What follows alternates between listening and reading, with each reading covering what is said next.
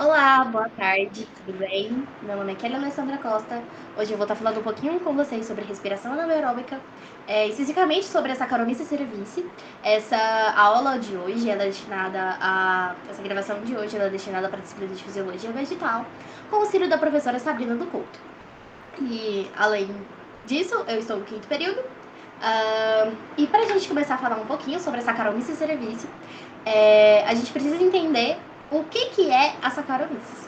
Ela é um eucariota, ela é unicelular, é um ser assexuado, ou seja, ela se reproduz assexuadamente, ela não precisa de ter gametas femininos ou masculinos para poder se reproduzir. A Saccharomyces ela é uma levedura do reino dos fungos, mais especificamente, ela é um basidiomicito. Ou seja, as leveduras, elas são organismos unicelulares, mas eles vivem em conjunto e se reproduzem. A Saccharomyces ela é principalmente utilizada na produção de pão, cerveja, álcool, combustível, tudo aquilo que vai levar a algum tipo de fermentação, pode ter certeza que a Saccharomyces pode estar envolvida. O fermento biológico, por que acontece a fermentação e esse tipo de coisa? Porque a fermentação ela vai ocorrer devido à liberação de dióxido de carbono, CO2.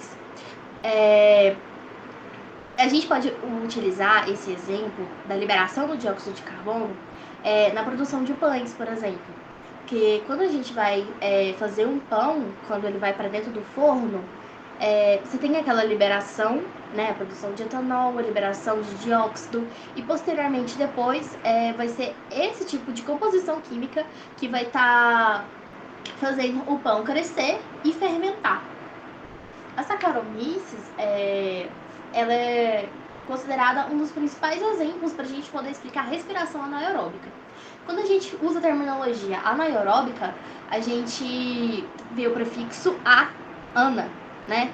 Aeróbica de respiração, e o prefixo a vem de negação. Logo, é uma respiração que não depende de ar. A respiração anaeróbica ela vai ocorrer quando existe a ausência de oxigênio, de O2. A respiração aeróbica vai ser aquela que vai haver a respiração na presença de oxigênio. O principal produto da respiração anaeróbica, além do ATP, pode ser o álcool ou o lactato. Por isso que a gente chama a fermentação que ocorre, existe um tipo de fermentação láctea e um tipo de fermentação alcoólica. Esse fenômeno, esse tipo de fermentação alcoólica, a gente chama de efeito Pasteur. Pasteur, ou seja, quando ocorre a fermentação e quando tem um índice muito baixo de oxigênio. Aqui na imagem, a gente pode ver a finalização da glicólise quando se tem a produção do piruvato. Quando tem essa produção do piruvato e haver a ausência do oxigênio, vocês podem ver que existem dois caminhos que estão presentes na imagem. Um que leva ao lactato e um que leva ao etanol. O etanol é a fermentação alcoólica e o lactato é a fermentação láctea, que a gente chama. Vai estar presente também a estrutura química e etc. Na imagem abaixo. Essa imagem foi eu que produzi, essa imagem para o Círculo de Krebs, que foi um produto pedido para outra disciplina de bioquímica, mas quem produziu essa imagem fui eu. Hoje a gente vai estar fazendo um experimento. Eu vou estar postando um vídeo de como foi o experimento conduzido certinho, de passo a passo, de como foi feito, e hoje aqui eu vou estar explicando como que foi realizado. O objetivo desse experimento da Saccharomyces cerevisiae é ver como que funciona a fabricação de pães, como que ocorre esse tipo de fermentação alcoólica e como que ela se desenvolve, né?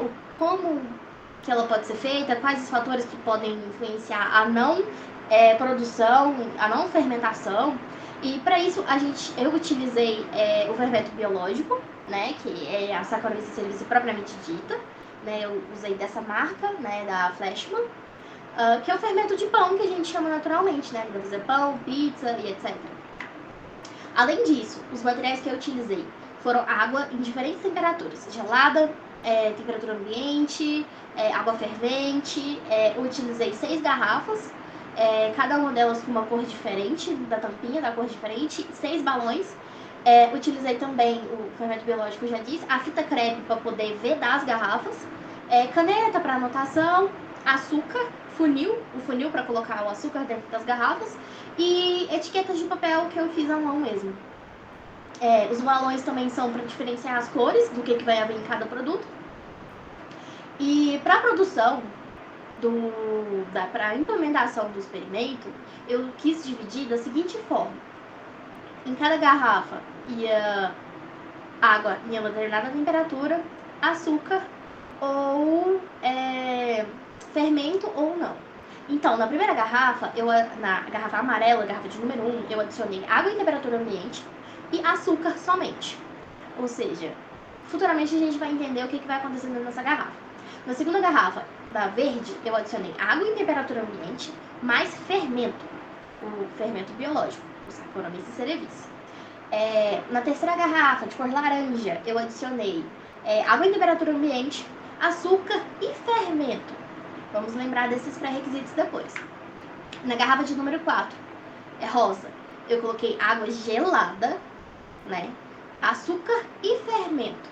Conseguiram pegar a linha de raciocínio? E a garrafa de número 5, azul, eu adicionei água morna, que seja mais ou menos ali 30 graus, açúcar e fermento. E na garrafa de número 6, eu adicionei água fervente, acima de 40 graus, açúcar e fermento. Aqui eu quis colocar um panorama geral de como foi a distribuição e a implementação do experimento no decorrer de cada garrafa e uma coloração, só uma colinha ali, caso vocês precisarem rever o que estava dentro de cada garrafa. Porque nas etiquetas a imagem não conseguiu focar direitinho, a fotografia, então eu quis colocar essa tabela para poder exemplificar melhor o que estava dentro de cada garrafa. Após a implementação do experimento, como foi colocado? Eu coloquei dentro de um funil açúcar ali, com uma colher, depois eu coloquei o balão e vedei em volta com a fita crepe. E assim em todas as garrafas, seja com água quente, com água gelada, somente fermento, somente açúcar, foi assim que eu realizei. No minuto 0, que foi implementado o experimento, a princípio, a única garrafa que mostrou uma diferença a priori foi a garrafa de número 6, que foi a garrafa que continha água fervente. Que a partir do momento que eu vedei a garrafa com a fita crepe, já aconteceu uma inclusão do balão para dentro da garrafa, devido à pressão, à temperatura, foi feito um vácuo ali dentro. A garrafa de número 4 foi colocada dentro da geladeira para poder preservar a temperatura da água gelada, né? Porque se ela estivesse fora da geladeira, ela ia ficar quente e não ia dar condizente os resultados do experimento. E as outras garrafas não tiveram nenhuma alteração naquele momento de implementação do estudo. A partir dos 10 minutos, eu consegui notar uma certa diferença ali nas garrafas, uma certa evolução na garrafa azul, a qual a garrafa estava com água morna, fermento e açúcar. Eu consegui ver uma fermentação na imagem, vocês conseguem ver na imagem da esquerda que o balão já estava maior do que o meu polegar ali, e que a garrafa de número 6, a branca, aquela que continha água fervente, fermento e açúcar, o balão já estava mais incluso, cada vez mais incluso dentro da garrafa, e as outras garrafas não sofreram nenhum tipo de alteração. As garrafas sem alteração, que foram as garrafas 1, 2, 3 e 4, e somente a 5 e a 6 sofreram alteração. Em 25 minutos de experimento, a gente já conseguiu ver uma diferenciação em outras garrafas, como na garrafa número 3, a laranja, que ela estava em temperatura ambiente, açúcar e fermento, que vocês conseguem ver na imagem que o balão já está um pouquinho mais dilatado, mas ele não dilatou tão rápido quanto a garrafa de número 5 aos 10 minutos. E aqui a gente está em 25 minutos de experimento. A garrafa de número 5 azul, atualmente, nos 25 minutos, ela já estava bem mais dilatada. E a garrafa de número 6 continuava inclusa dentro da garrafa sem sofrer nenhuma alteração. A garrafa de 1 e 2 também não tinha sofrido nenhuma alteração. A garrafa de número 3, laranja, ela estava crescendo muito devagar, enquanto a 5 estava crescendo rápido, muito rápido. Em 1 hora de experimento, em cerca de 60 minutos, que foi até o período limite que eu coloquei para poder analisar o experimento, porque, como vocês puderam ver, o balão de número 5 azul, contendo água morna, ela já estava maior do que a minha mão, e se passasse mais disso, o balão podia estourar e podia fazer sujeira, e eu quis parar o experimento aí. E a garrafa de número 3, laranja, com água e temperatura ambiente, o balão já estava mais ou menos do tamanho de um punho fechado, e as outras garrafas já não estavam mais sofrendo nenhuma alteração. E a garrafa de número 6 continuou inclusa dentro da garrafa. E aqui eu quis trazer um pouquinho da discussão, né, do porquê que a garrafa de número 5 cresceu mais do que a garrafa 3 e a número 6 ficou inclusa, e por que as outras não sofreram nenhum tipo de alteração. Começando pela garrafa de número 1. Ela havia somente água e açúcar. Ela não havia o elemento principal que faz a parte da fermentação, que é a Saccharomyces cerevisiae. Ela só tinha água e açúcar. Não tem como se fermentar uma coisa que não existe. A garrafa de número 2. Água, fermento, sem açúcar. A fermentação, para ela ocorrer, ela precisa, como eu falei, do resultado da glipólise. Para a fermentação acontecer, ela precisa do piruvato e algum tipo de açúcar. Então, como não havia açúcar nessa garrafa de número 2, não pôde ir para frente a fermentação, porque ela precisava de alguma reserva energética. A garrafa de número 3, né, laranja, água ambiente, açúcar e fermento. Ela foi devagar devido à presença do açúcar, à presença do fermento, né, porque o açúcar é a reserva energética para poder a proliferação do fermento e o crescimento dele, mas porém a temperatura ainda não estava exata como deveria. Ela estava em temperatura ambiente.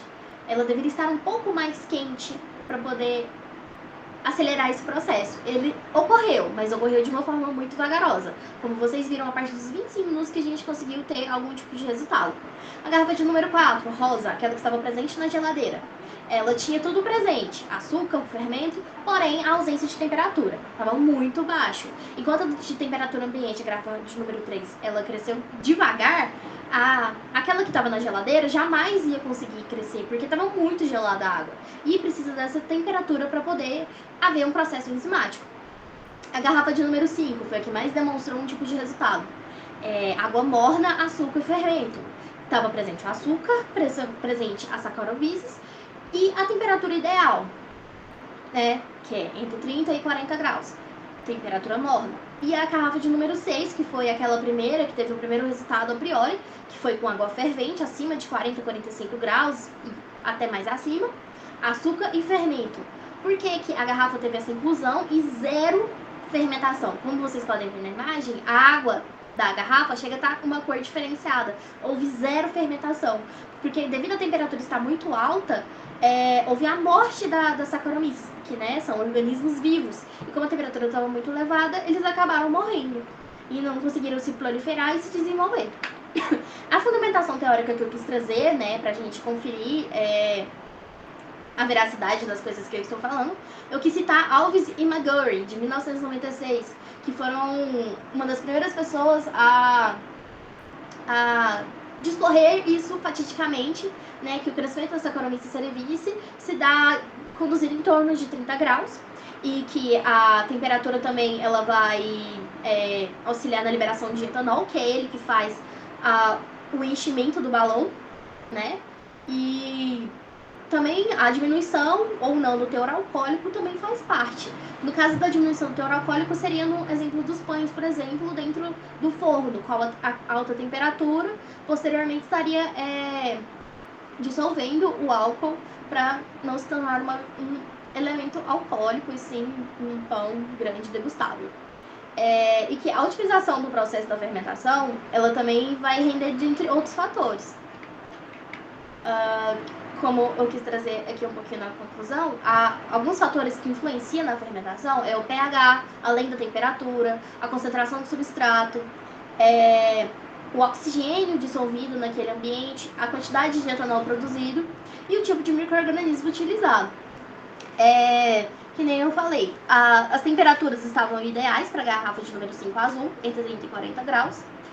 O componente glicólico, que era o açúcar, que é ótimo para a disseminação das leveduras, E a concentração do substrato. Se eu tivesse colocado muita água e poucas leveduras, também não poderia ter ocorrido um bom processo ali. Ou se tivesse algum outro produto químico dentro da garrafa que pudesse alterar o pH, ele também não teria ocorrido a fermentação. E foi isso que eu quis trazer para vocês, de maneira geral. Esse foi o meu experimento realizado. E essas foram as referências que eu usei, tanto para a parte escrita quanto para o próprio experimento. E muito obrigada pela aula de hoje, eu espero que vocês tenham gostado. Meu nome é Kelly Alessandra Costa e eu vejo vocês na próxima aula. Parar a gravação aqui.